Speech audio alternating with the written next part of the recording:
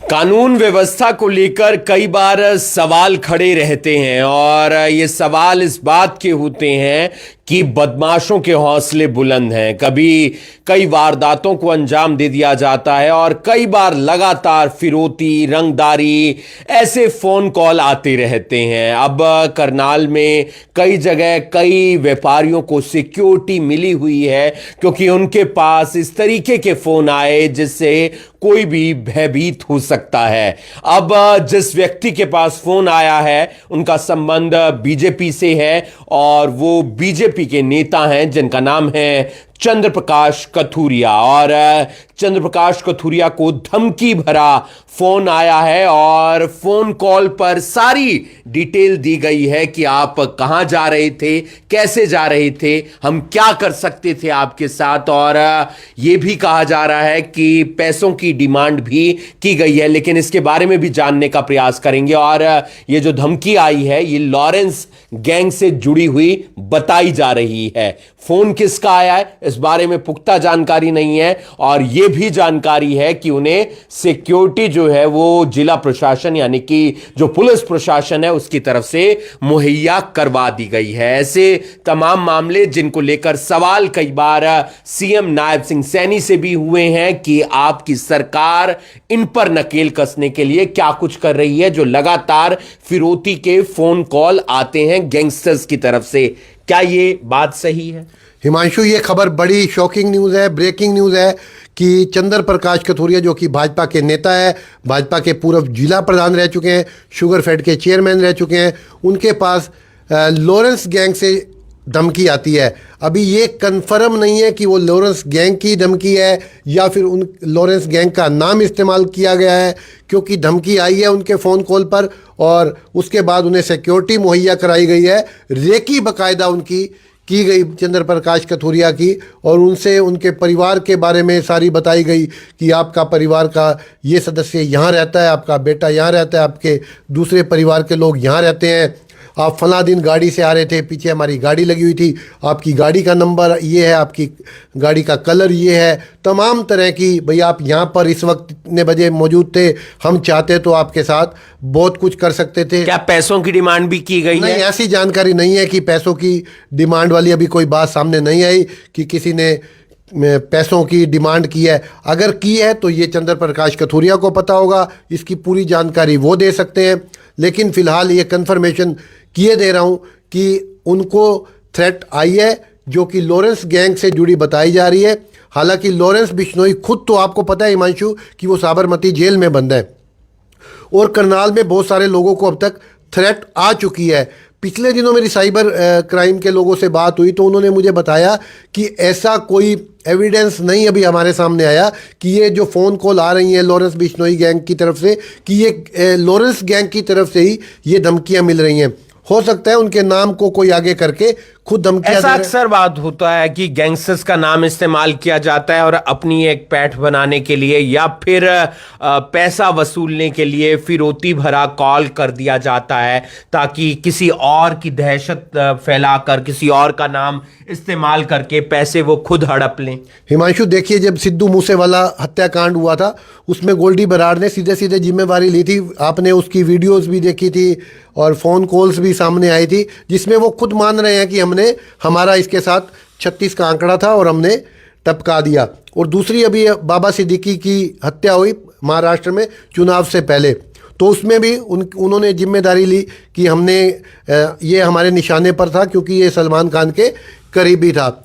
आपने करनाल में देखा कई वारदातें हुई, हॉस्पिटलों के बाहर गोलियां चली, कई सराफा व्यापारियों को धमकी आई हुई है, कई लोग जो ओवरसीज़ का काम करते हैं, बच्चों को स्टूडेंट्स को बाहर भेजने का काम करते हैं, उनके पास थ्रेट को आई हुई है, थ्रेटनिंग आई हुई है। इसके अलावा अगर बात करें कई ऑटो सेक्टर से जुड़े हुए लोग हैं, बड़े व्यापारी हैं, उनको इस तरह की धमकी मिल चुकी है और सबको पुलिस प्रोटेक्शन मुहैया कराई गई है। ये बड़ा मामला गंभीर है क्योंकि पिछले दिनों आपने देखा, आपने सवाल भी किया नायब सिंह सैनी से और पत्रकार भी सवाल करते हैं, उन्होंने जब वो चुनाव लड़ रहे थे तो उन्होंने कहा था कि या तो बदमाश जो है वो हरियाणा को छोड़ दें या फिर हम उनको सब नहीं बख्शेंगे। अभी पिछले दिनों कई एनकाउंटर भी देखे आपने, करनाल में भी कई एनकाउंटर हुए, पीछे तरावड़ी से पानीपत से भी आपने देखा कि मुठभेड़ हुई थी।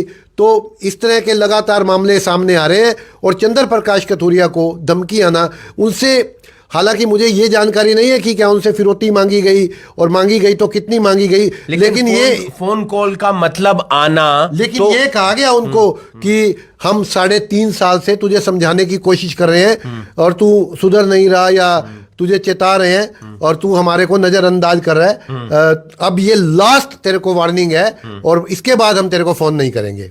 तो ये या तो उनके बिजनेस से संबंधित कोई बात होगी या फिर पैसों से संबंधित बात होगी। अगर किसी गैंगस्टर्स का नाम लेकर फोन किया जा रहा है जी। और तो कहीं ना कहीं बात तो इसी जुड़ी हुई हो सकती है। यही हिमांशु, फाइनेंशियल मैटर हो सकता है, कोई व्यापार से जुड़ा हुआ कोई मैटर हो सकता है, किसी और का भी कोई मैटर हो सकता है, लेकिन ये सीरियस चीज है कि करनाल में भाजपा नेता को इस तरह की थ्रेट आना। और पुलिस ने मुझे बताया, मुझे पता जो लगा है कि एक एफआईआर भी दर्ज की गई है और इसमें एक हाई लेवल की जांच कमेटी भी बनाई गई है। जो फोन कॉल आई वो एक मोबाइल ये क्या सॉफ्टवेयर जनरेटेड नंबर से कॉल आई हुई है। अधिकतर जब भी ऐसी कॉल्स आती हैं, किसी को धमकी भरा फोन आता है, या तो कोई गैंगस्टर्स करता है या उसका कोई गुर्गा करता है या फिर कोई और व्यक्ति जो धमकाना किसी को चाहता है, तो वो अपना नंबर इस्तेमाल कतई नहीं करता है क्योंकि उससे पकड़े जाने का एक डर रहता है। तो वो सॉफ्टवेयर जनरेटेड कॉल रहती है, विदेशी नंबरों से ऐसा लगता है कि वो कॉल आ रही है। हरियाणा सरकार आपको क्या लगता है कि कहां पर किस तरीके से काम कर रही है इन बदमाशों पर नकेल कसने के लिए? हिमांशु देखो, ये एक ना बड़ा मैटर है जिसमें ये सिर्फ करनाल से जुड़ा हुआ मैटर नहीं है, चाहे वो गुड़गांव के व्यापारी हो, चाहे सोनीपत के व्यापारी हो। अच्छा, लॉरेंस गैंग का ये भी नहीं पता कि उनका हरियाणा में कौन लोग देख रहे हैं या देख भी रहे हैं या नहीं देख रहे, या फिर उनके नाम का इस्तेमाल करके विदेशों में बैठे हुए लोग उनके नाम का इस्तेमाल करके उनके नाम की फिरौती मांग रहे हैं। तो ये अभी बहुत सारी चीज़ें क्लैरिटी में नहीं है, लेकिन ये जरूर है हिमांशु कि जब इस तरह की थ्रेट आती है तो जिसको थ्रेट आती है उसका पूरा परिवार डर जाता है, सहम जाता है। और जानकारी ये मिली है कि जब से ये थ्रेट कॉल आया है, चंद्र प्रकाश कथूरिया घर से मतलब या तो बहुत बच के वो कर रहे हैं या फिर बहुत ज़्यादा डरे हुए हैं। बिल्कुल लाजमी है। जिस तरीके की बात होती है कि किसी को फ़ोन कॉल आता है, धमकी भरा फ़ोन कॉल आता है, किसी गैंगस्टर्स की तरफ से आता है या कोई गैंग फ़ोन कॉल करके धमकाती है कि या तो फिरौती की डिमांड की जाती है या फिर किसी काम को लेकर कहा जाता है या कोई और रंजिश होती है उसको लेकर इस तरीके से धमकाया जाता है, तो जाहिर सी बात है परिवार में एक डर जरूर रहता है। लेकिन पुलिस प्रशासन अपना काम करता है और पुलिस प्रशासन की तरफ से लगातार जो सिक्योरिटी है वो मुहैया करवाई गई है। करनाल में इससे पहले भी तमाम जो व्यापारी हैं उन्हें इस तरीके की थ्रेट कॉल, धमकी भरी कॉल, हाँ कुछ व्यापारियों को इस तरीके की जो धमकी भरी कॉल है वो आई हैं, चाहे वो ऑटो सेक्टर से जुड़ी हुई हो या फिर वो ज्वेलर्स हो या फिर कोई और हो। इस तरीके की धमकी पहले भी देखने को मिली है और हमने इस बारे में जो प्रशासन है उनसे भी और साथ ही साथ जो सरकार है यानी कि जो मुख्यमंत्री हैं नायब सिंह सैनी उनसे भी सवाल किए हैं। उन्होंने भी कहा है कि प्रयास लगातार जारी हैं, कोशिश यही की जाती है कि जल्द से जल्द बदमाशों पर नकेल कसी जा सके, उन्हें पकड़ा जा सके और ये प्रयास भी रहता है।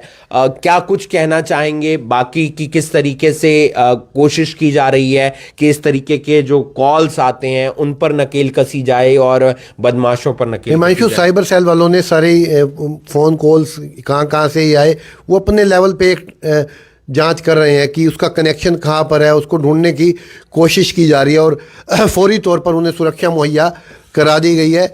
अब ये चंद्र प्रकाश कथूरिया ही खुलासा कर सकते हैं कि थ्रेट उन्हें किस लिए आया और उन्हें किस पर डाउट है और क्यों ये थ्रेट आया। ये बहुत सारी चीज़ें हैं। हालांकि पुलिस ने, मुझे पता लगा है कि पुलिस ने इस सिलसिले में एक एफआईआर भी रजिस्टर्ड की है। हालांकि पुलिस खुलकर इन चीज़ों के बारे में नहीं बताती क्योंकि जिस व्यक्ति को थ्रेट कॉल आई होती है उसकी सुरक्षा को लेकर के भी कई चीज़ें पुलिस जो है उसको एक तरह से हिडन रखती है, उसको छुपा के रखती है ताकि बहुत सारी चीज़ें हैं जो इन्वेस्टिगेशन का पार्ट होती हैं वो सार्वजनिक ना हो। क्योंकि पुलिस ज़रूर चाहेगी कि क्योंकि ये बड़ा मामला है, खाली अब नहीं आ रही इनको थ्रेट कॉल, पहले भी कई बार थ्रेट कॉल आ चुकी हैं, लेकिन अब जो है इनको जब ये एहसास हो गया कि भाई ये अब खतरे वाला काम हो गया, तो इन्होंने पुलिस में कंप्लेंट की है। बहुत बहुत शुक्रिया, तमाम जानकारी दी। जानकारी यही है कि चंद्रप्रकाश कथुरिया बीजेपी नेता, उन्हें धमकी भरा फोन कॉल आया है और ये फोन कॉल 1 से 2 दिन पहले आया या इससे पहले भी कई बार लगातार आया है। ये भी जानकारी मिली है कि उनकी रेकी की गई है। ये अब फोन कॉल फिरौती को लेकर आया है या किसी बिजनेस संबंधित बात को लेकर आया है, ये वो बखूबी जानते हैं। हालांकि प्रशासन की तरफ से, पुलिस की तरफ से सिक्योरिटी जो है वो मुहैया करवा दी गई है और कोशिश यही की जा रही है कि जल्द से जल्द आरोपियों तक पहुंचा जा सके जिन्होंने इस तरीके की धमकी भरी कॉल उन्हें की है। हालांकि लॉरेंस गैंग से जुड़ा हुआ अपने आप को बताया है, लेकिन वो लॉरेंस गैंग से जुड़े भी हुए हैं या नहीं जुड़े हुए, ये देखने वाली बात होगी। आप लोग स्वस्थ रहें, सुरक्षित रहें और लगातार अगर ऐसी कोई भी बात होती है तो नज़दीकी पुलिस स्टेशन में जरूर जानकारी दें। आप देख रहे हैं अभी अभी ब्रेकिंग। मैं हूं आपके साथ हिमांशु नारंग। धन्यवाद। खबर चलनी चाहिए, चली नहीं।